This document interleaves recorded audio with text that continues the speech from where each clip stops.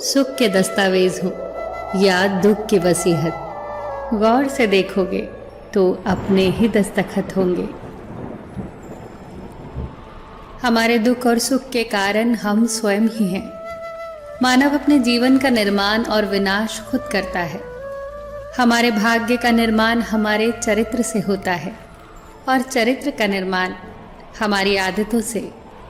हमारी आदतें बनती हैं हमारे बार बार किए जाने वाले कार्य से, और बार बार हम वही कार्य करते हैं जो विचार हमारे मन में बार बार आए। हर विचार एक बीज है और हमारा भविष्य उस बीज का वृक्ष है। हमारे भाग्य विधाता बनने का डीएनए हमारे विचारों में है। संसार की हर घटना विचारों से आरंभ होती है। वो विचार ही है जो व्यक्ति के लिए कर्म स्थल का निर्माण करते हैं। एक विचार ने ही तुलसीदास जी को महान कवि बना दिया था। एक विचार ने ही कुख्यात डाकू रत्नाकर को वाल्मीकि बना दिया था। वो विचार ही है जो अच्छे व्यक्ति को बुरा और बुरे व्यक्ति को अच्छा बना देने की क्षमता रखता है। विचार एक बीज है और कर्म उसके फूल, और इन फूलों पर जो फल लगते हैं वो है सुख और दुख। इसलिए हर बीज का चुनाव सोच समझ कर करो। अपने विचारों पर ध्यान दो, क्योंकि जो आपके भीतर चल रहा होगा वही बाहर प्रकट होगा। क्योंकि यही सत्य है कि इंसान की बाहरी दुनिया का निर्माण उसके भीतर की दुनिया में होता है। यदि आपके विचार अच्छे और शुभ होंगे तो आप खुशियों की फसल काटोगे, और नकारात्मक और बुरे विचार आपको सदैव दुख से भर देंगे। आकर्षण का नियम, लॉ ऑफ अट्रैक्शन, ये मुख्य रूप से विचारों का नियम है, जो कहता है कि आप जिस चीज के बारे में सोचते हैं, विचार करते हैं, विश्वास करते हैं, अपने मन में बार बार जिस चीज को होते हुए देखते हैं, वही आपके जीवन में प्रकट होता है। एक विचार आया था राइट ब्रदर्स के मन में, और उन्होंने आकाश में पक्षियों की तरह उड़ने का साधन खोज लिया। एक विचार ही था जो कोपरनिकस के मन में आया था, और उन्होंने खोज कर डाली कि ब्रह्मांड के केंद्र में सूर्य है, पृथ्वी नहीं। एक विचार ही था जो एडिसन के मन में आया था और दुनिया जगमगाने लगी। एक विचार ही था जिसने कोलंबस से दूसरी दुनिया की खोज कराई।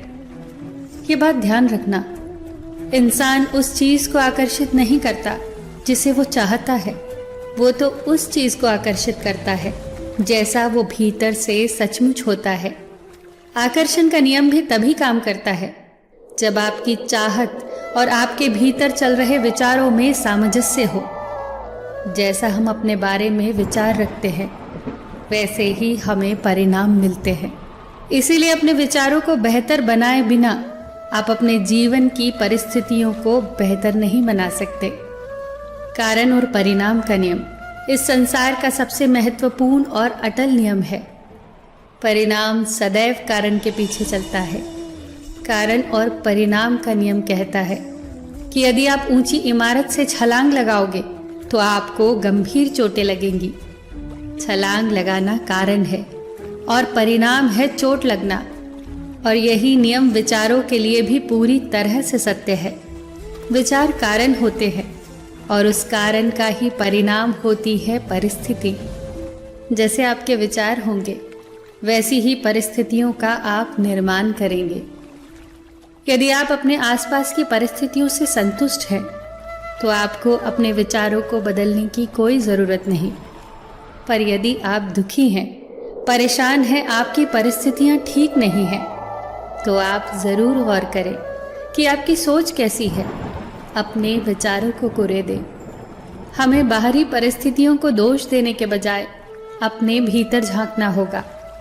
वो कहते हैं ना, जो खोजता है वही पाता है, जो द्वार खटखटाता है उसी के लिए द्वार खुलता है। अपने मन के द्वार को खटखटाइए और देखिए कि उसके भीतर कौन से विचार अधिकार जमाए बैठे हैं। याद रखना कि हमारे भाग्य विधाता बनने का डीएनए हमारे विचारों में है। हर विचार एक बीज है और हमारा भविष्य रूपी विशाल वृक्ष इसी बीज में सोया रहता है। जैसा आप सोचते हैं, जैसे आपके विचार होंगे, वैसे ही एकदम सटीक परिणाम आपकी हथेली पर रख दिए जाएंगे। यही हमारा भविष्य होगा। ये सत्य नहीं है कि जिसके लायक हम हैं हमें वही मिलता है।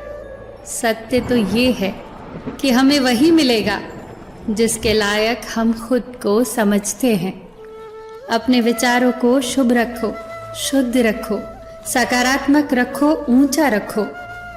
क्या खूब कहा है।